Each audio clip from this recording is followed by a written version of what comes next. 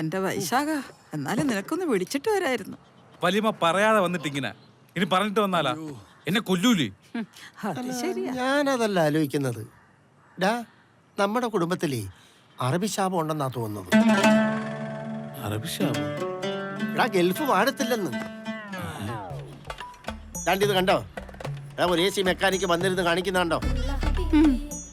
അതൊന്നും അല്ല വലിയ. അവിടെ പോയി കഷ്ടപ്പെടുന്നതിനേക്കാളും നല്ല നമുക്ക് നാട്ടിൽ നിഷേധ ജീവിക്കാം. എന്നാ നീ ഒരു കാര്യം ചെയ്യ്, ഈ സെലിബ്രേറ്റർ കൂടെ കൂട്ടുപിടിച്ചോണ്ട് പോയി നല്ല പടവളങ്ങ കൃഷി ചെയ്യ്. ഞാൻ നിന്നോട് ഇങ്ങോട്ടൊന്നപ്പോ പറഞ്ഞേ. എന്താ പറഞ്ഞേ? എടാ, കേരളത്തിൽ ഇത്രയും ഫോളോവേഴ്സ് ഉള്ള എന്നെ വീട്ടിൽ പോലും വിലയില്ല. നന്നാവാൻ അനുവദിക്കില്ല. രക്ഷപ്പെടുമ്പോഴോ വാ. അത്രക്കുണ്ടാടാ? 6 വർഷം കൊണ്ട് 650 ഫോളോവേഴ്സ്. മരിക്കുന്ന മുമ്പേ അത് 1000 ആയാൽ മതിയായിരുന്നു.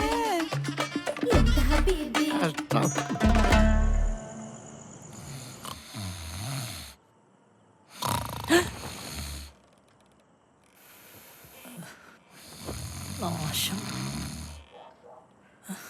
ഉറങ്ങാനും സമ്മതിക്കില്ലല്ലോ ഈശ്വര. അടിയിലെങ്ങനെ പോയി കിടക്കാം.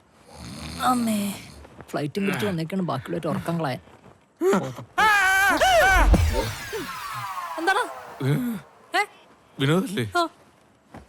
വിനോദ് നമ്മളെവിടെയാ പറഞ്ഞു നിർത്തിയേ? നമ്മളൊന്നും പറഞ്ഞില്ലല്ലോ. നീ ഇവിടെ കിടന്ന് കൂർക്കം വിളിച്ച് ഉറങ്ങല്ലായിരുന്നാ? എടാ വിനോദ, പ്രതിസന്ധി വരുമ്പോ നമ്മളിങ്ങനെ ഓടി വിളിച്ചിട്ട് ഒരു കാര്യമില്ല.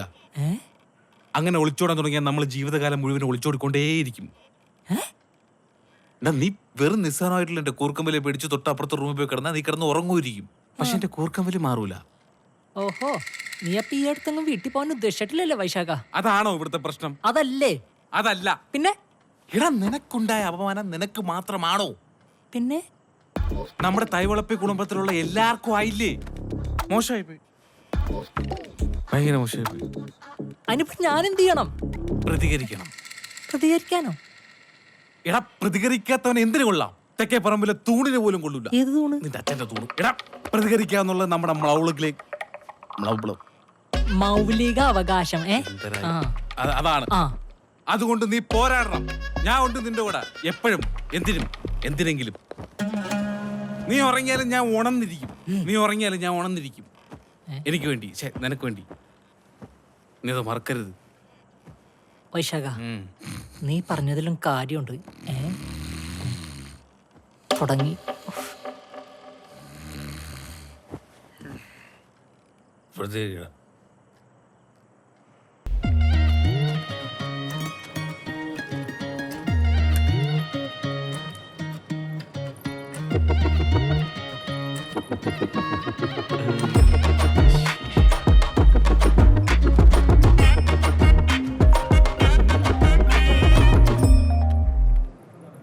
ഹലോ. സർ, ഇല്ല, അങ്ങനെ ആരും ഒരു പരാതിയായിട്ട് ഇതുവരെ വന്നിട്ടില്ല. Okay sir. ആ ഹോട്ടലിന്റെ പേരെന്താന്നാ പറഞ്ഞേ? ഭദ്ര ഹോട്ടൽ. Okay okay. ആ ഓണറുടെ പേര്? Okay sir. ശരി സർ. ആ, എന്തുവാ ഇത്? പരാതി വന്നാൽ നടപടി എടുക്കരുത്. പിന്നെ ഞാൻ എന്തിനു തുറന്നു വെച്ചോണ്ടിരിക്കുന്നു?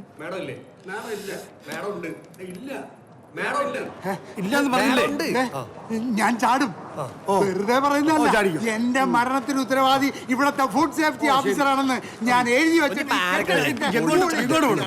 എല്ലാരും കൊടുക്കും. ഇവളും കൊടുക്കും, ഇവനും കൊടുക്കും, ഇവളും കൊടുക്കും, എല്ലാരും കൊടുക്കും. വാപ്പ ചാടുന്നു, വാപ്പ ചാടും.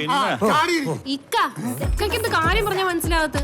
എടീ, താനൊരു ചെറുപ്പക്കാരനല്ലേ, ഒന്ന് പറഞ്ഞ് മനസ്സിലാക്കി കൂടെ? ഞാൻ പറയാനുണ്ട്, വാപ്പയ്ക്ക് മനസ്സിലാവേണ്ട. ഒന്ന് പൊട്ടിക്കട്ടെ മാഡം. എടോ, തന്റെ ഹോട്ടലിൽ നിന്ന് ഫുഡ് കഴിച്ചിട്ട് 10-22 പേരാ ഹോസ്പിറ്റലൈസ്ഡ് ആയത്. അതുകൊണ്ടല്ലേ സർക്കാർ ഉത്തരവിട്ട് കൂട്ടിച്ചത്. ആണല്ലേ? ഇനി കമ്മീഷണറിന്റെ ഉത്തരവ് വരാതെ എനിക്കൊന്നും ചെയ്യാൻ പറ്റില്ല. മാഡം, ഇതിന് എന്തെങ്കിലും ഒരു പോംവഴി ഉണ്ടാക്കണം. ഇല്ലെങ്കിൽ ഞാൻ ചാടും. എന്നാ നിങ്ങൾ പോയി ചാടും. താൻ ചത്താ തന്റെ കുടുംബത്തിന് നഷ്ടം. എന്ത് പൊഞ്ചാലേ. എന്തേ ചാടുന്നില്ലേ? ഓ, ആ ഫ്ലോ അങ്ങ് പോയി. വാ. Beautiful lady.